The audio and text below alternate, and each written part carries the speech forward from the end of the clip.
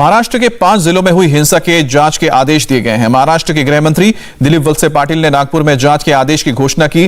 पाटिल का कहना है कि हिंसा से सबसे ज्यादा प्रभावित अमरावती में अब हालात सामान्य हैं और स्थिति कंट्रोल में है। साथ ही नांदेड़, मालेगांव, वाशिम और यवतमाल में भी स्थिति सामान्य है।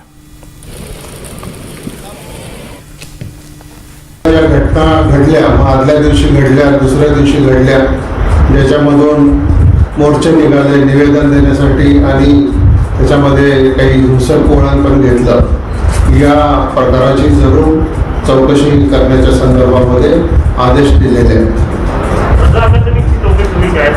असं आहे, याच्यामध्ये जो कोणी आढळून येईल शेवटी चौकशी केल्याशिवाय निश्चित त्याला जबाबदार कोण आहे हे कळणार नाही। एकदा चौकशीचा रिपोर्ट पुढे आला कि मग त्याच्या संदर्भामध्ये पुढील कारवाई करण्यात येईल। अमरावती से लेकर मालेगांव और नांदेड़ में हिंसा के पीछे रजा एकेडमी के नाम के संगठन का हाथ बताया जा रहा है। बीजेपी ने रजा एकेडमी पर बैन लगाने की मांग की और इस पर बीजेपी आज एक प्रस्ताव पास करेगी और एसआईटी जांच की मांग भी करेगी।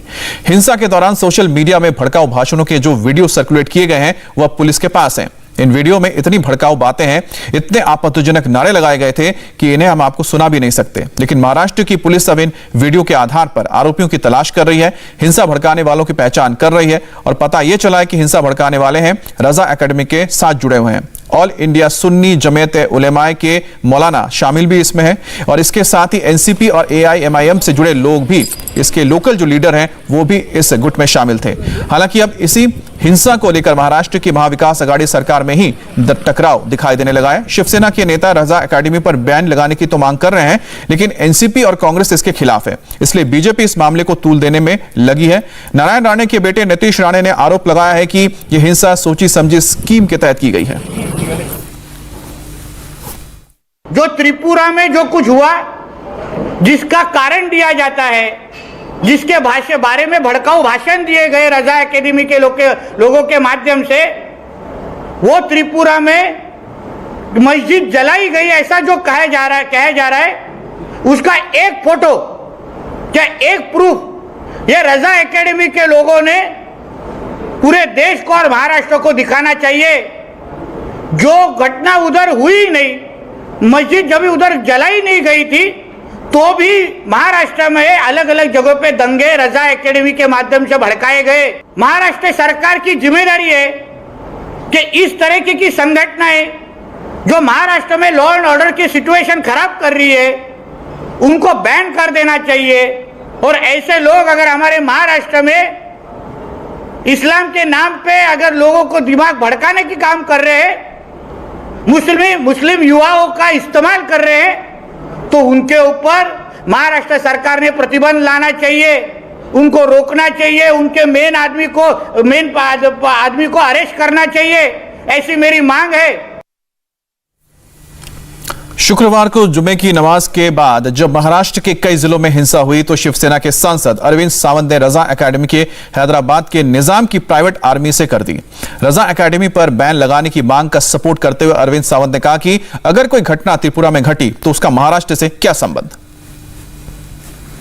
नाम रजा है तो मैंने कल कहा था रजाकार तो नहीं हो ना, तो जो जुल्मी राजा था रजाकार का था, तो उसी तरह से हम जो प्रतिक्रिया देना चाहते हैं यहाँ वो हम भी समझते हैं कि पाकिस्तान बांग्लादेश में मंदिर तोड़े थे, तो मैंने वही तो कहा ना, तो हिंदू नहीं रास्ते पे आया देश का, वो जानता है कि ये यहाँ उसकी प्रतिक्रिया देना गलत है। त्रिपुरा में हादसा हुआ नहीं हुआ उसकी सच्चाई जाने बिना जो लोग रास्ते पर आए गलत था। मैं आज भी बोलता हूँ, मैंने इतना ही कहना है, अगर सच्चाई तो भी उनको निषेध करने का अधिकार जरूर था, जरूर है और जरूर रहेगा। लेकिन इसका मतलब ये नहीं जो अमन चाहने वाले लोग हैं उनके ऊपर जाकर हमला करें। अगर हम संविधान को मानते हैं, न्यायिक भूमिका को मानते हैं, तो जांच होगी। अगर गलत काम कर रहे हैं, जनता के अहित में काम कर रहे, देश के अहित में काम कर रहे, तो उसके ऊपर कार्रवाई जरूर होगी। हो सकता है बैन भी होगा, उसमें कौन सी बड़ी बात है।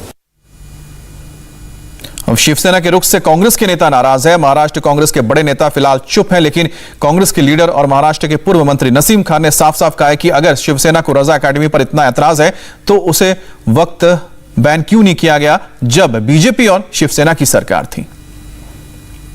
रजा अकादमी पर बैन लगेगा नहीं लगेगा? देखिए, सवाल बैन की रेस क्यों लग रही है यहाँ पर? बैन किस पे लगाना है, नहीं लगाना है? तो शिवसेना बीजेपी की सरकार थी, क्यों नहीं लगा दिया था उन्होंने बैन? उनको पहले लगा देना था, 5 साल में उनकी सरकार थी, पाटिल साहब खुद थे मंत्री। बीजेपी ने क्यों नहीं बैन लगा दिया? अगर वो संस्था इस तरह का कहीं कानूनी गलत काम करती है तो जिम्मेदारी है कि उनको कर देना चाहिए। अब सवाल यह है कि ये सरकार, आपकी सहयोगी शिवसेना भी अरविंद सावंत का बयान है कि रजा अकादमी पर बैन लगना चाहिए। ऐसा नहीं कि सिर्फ बीजेपी कर रही है, शिवसेना भी मांग कर रही है। देखिए, चाहे शिवसेना हो चाहे भारतीय जनता पार्टी हो, दोनों ही 5 साल सरकार में महाराष्ट्र में थे। अरविंद सावंत उस क्षेत्र के सांसद रहे हैं, तो उस समय क्यों नहीं बंद करवा दिया या बैन लगा दिया उन्होंने? इंडिया टीवी हर वक्त हर जगह डाउनलोड करने के लिए सर्च करें India TV news Google play store या ऐप स्टोर पर।